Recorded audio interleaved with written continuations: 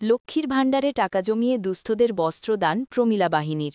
শারদীয়ার প্রাক্কালে এমনই ছবি ধরা পড়ল সোনামুখী পৌরশহরের ১৫ নং ওয়ার্ডে। অনেক জীবন্ত দুর্গদশভুজার আগমনের প্রাক মুহূর্তে অসহায় অবস্থায় ঘুরে বেড়াচ্ছে।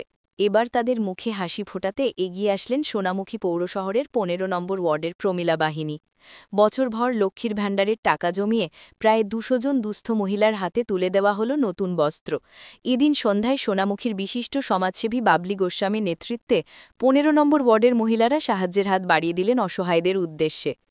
সোনামুখী শহরের ১৫ নম্বর ওয়ার্ডের মা চামুণ্ডা কালী মন্দির প্রাঙ্গণ আলোকিত হয়েছিল কয়েক শত অসহায় মানুষের হাসিতে। এই বস্ত্রদান কর্মসূচি চলার সময়ও দেখা গেল এক অভিনব দৃশ্য। লক্ষ্মী সেজে লক্ষ্মীর ভাড় নিয়ে দেখা গেল এক মহিলাকে।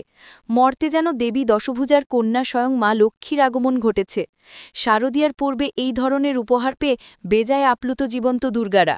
তারা ২ হাত ভরে আশীর্বাদ বর্ষণ করলেন ১৫ নম্বর ওয়ার্ডের প্রমীলা বাহিনীকে। তাদের এই উদ্যোগকে সাধুবাদ জানিয়েছেন প্রত্যেক সোনামুখীদাসী। সমাজসেবী বাবলি গোস্বামী জানান, এই উদ্যোগ আমরা আমাদের মানবিক মুখ্যমন্ত্রীর কাছ থেকেই শিখেছি। কারণ দিদি বন্যার সময় এক গোলা জলে দাঁড়িয়ে থাকে, মানুষকে বস্ত্র দিয়ে সাহায্য করে, বাচ্চাদের স্কুলের ড্রেস দিয়ে সাহায্য করে, লক্ষ্মীর ভাণ্ডার দিয়ে সাহায্য করে, নানা রকম শিশু সাথী, সবুজ সাথী, কন্যাশ্রী, সমস্ত কিছু। তাতে আমাদেরও মনে হলো যে আমরাও তো সবাই লক্ষ্মীর ভাণ্ডার পাই। তাই আমি আমার যারা সহকর্মী আছে তাদেরকে বললাম, তোমরা সবাই মিলে এ করবে, আমরা জমিয়ে টাকা দিদিকে মানে লক্ষ্মীর ভাণ্ডার টাকা জমিয়ে আমরা একটু বস্ত্র দান করব। তো ওরা সবাই রাজি হলো, আমিও রাজি হয়ে গেলাম।